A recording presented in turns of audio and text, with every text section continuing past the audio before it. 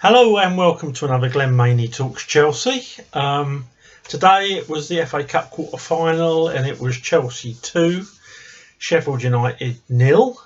And I love me Chelsea, but I'm sitting here thinking, well, that's an hour and a half of my life that I won't get back. If I had to give an overall review to someone that hadn't watched the game, I would say that a really poor refereeing performance allowed a very physical side to level the playing field with a more skillful footballing side. And that's exactly really what I've just witnessed. Tuchel made a load of changes, some of which I was calling for. I'm glad Billy Gilmore got minutes. I thought he was right up there for man of the match, and I was a little bit surprised when he got taken off. To be honest, the substitutions were a surprise, full stop. And as I always say, that's why Tuchel gets the big bucks and I don't. But against a very physical side, bringing on Ziyech and Kai Havertz, I just didn't see it. Just didn't see it. I could see why Kante come on to shore up, but as for the other changes, I don't know what was going on. We certainly looked more vulnerable when he made the changes at the back. But anyway, so yes, it was 2-0. Cracking finish at the end in injury time there from Hakim Ziyech. Took it down well with his right. We know he can finish with his left. Probably the only moment of, well, apart from the Pulisic 1-2 with his feet when he left them for dead, probably the only bit of quality apart from some of Billy Gilmore's play and some of Kova's play. Kova was excellent again today. That there was in the game. So I'm not going to get too down. We've had a good week. We've got through to the quarterfinals of the Champions League, which was good, and we're in the semi-finals of the FA Cup. So I won't get too down. It's been a brilliant week. I'm still gonna open a bottle of red. But then again, I guess I would have opened it if we'd lost 10-0 as well. So yeah, let's go through it. Kepa. Kepa was okay, made a decent save. It was the right, you'd expect him to save it, but made a decent save in the second half. Rooted to his line when McGoldrick should have bulged the net with it. I reckon McGoldrick had a bet on Chelsea to go through, because how he missed that header, I'll never ever know. And like I say, Mendy may have come out and made it more difficult, but Kepa's never going to do that. He was rooted to his line. Kepa did okay. Distribution was all right. I say he made a couple of saves. So Kepa gets a 7 from me.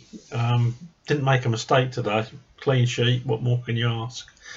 Right back, we had Callum Hudson-Odoi playing as a right wing back. Didn't really work today. They were too physical. He got caught out of position quite a lot. Fleck is the best player Sheffield United got, in my humble opinion, and he was down that side. So Callum Hudson-Odoi gets a 6.5 from me today. Didn't do a lot going forward. Some of his balls into the box, I think he's got an elephant's foot in there in that boot today, because I've seen him a lot better than that. In the middle there, we had Christensen, Zuma, and Emerson. Emerson done all right. I thought Emerson did okay. A couple of really good tackles. Still got the urge to get forward. So I'm not sure that Rudiger's going to lose any sleep. But yeah, Emerson did all right. As did Zuma, and so did Christensen. Really, I'm going to give all three of those a 7. And Chilwell at left back obviously had the shot that we got the deflection to score the first goal from. Chilwell was always making himself available going forward. Chilwell didn't have a bad game. I'm going to give him 7.5. Then in midfield, we had Billy Gilmore and Cover, who I thought were excellent. Billy Gilmore, I tell you what, I loved it. He went for a tackle in that second half, and with Fleck, you don't pull out. And it was a 4-metre tackle, and I thought, that's it. That's what we want to see. Also, he was a lot more forward, offensive thinking than someone like, say, Jorginho was. And I hope he's really done his case a world of good, Billy Gilmore. And he gets an 8 from me. Cover, I thought, carried on where he left off. He looks unshackled without Jorginho in that midfield, and lots of great stuff going forward. Lots of really good tackling defensively, and he was actually my man of the match. He gets an 8.5 from me. Mason Mount had a very, very, very quiet game. Did a lot of work, got through loads of work, really defensively, closing down space more than anything. So yeah, Mason Mount gets a 7 from me today. One of his quieter games, didn't have much influence on the game.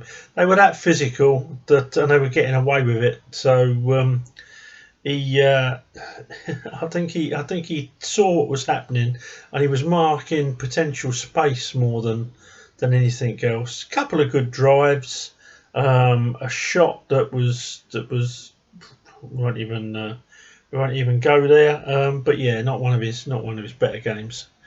In fact, I thought he was going to, if he'd been replaced by Havertz in that second half, that would have made more sense to me than bringing Pulisic off, because Pulisic gets an 8 from me. It's vying for man of the match. Very direct. Perhaps should have scored in that first half. Some of the footwork was lovely. Took some real hammer. How the referee didn't give a yellow card to some of them is beyond me. It looks like they thought, right, we'll take it in turns to take out their best offensive player. But yeah, Pulisic gets an 8 from me. Tell you one thing that made me laugh. That was Keown. Oh dear. Oh, they need a bit more finesse. They need to take their time on the ball more. Do you think Keown has ever looked back at himself playing? He was just a donkey. He made Mickey Roy look like Lionel Messi. So yeah, that gave me a chuckle. I thought, oh my God, some of these pundits, I don't know how they dare. Do you? And then we got Ollie Giroud up front. I saw some really bizarre tweets. I shouldn't go on that Twitter, really. I should just close the account, because I get annoyed at the lack of, I don't know, knowledge, common sense. You know, when I say knowledge, I mean, I'm not the most knowledgeable man in the world, and I'm wrong sometimes, and I'll hold my hand up, and I'll listen to people, and I'll learn from them about football. I think it's one of them things where you never stop learning. But I get people saying, Giroud's rubbish. Giroud's rubbish today. Giroud never had any service. He had some shocking balls put in, mainly by Callum Hudson-Odoi. Stuff that he's never going to get on the end of.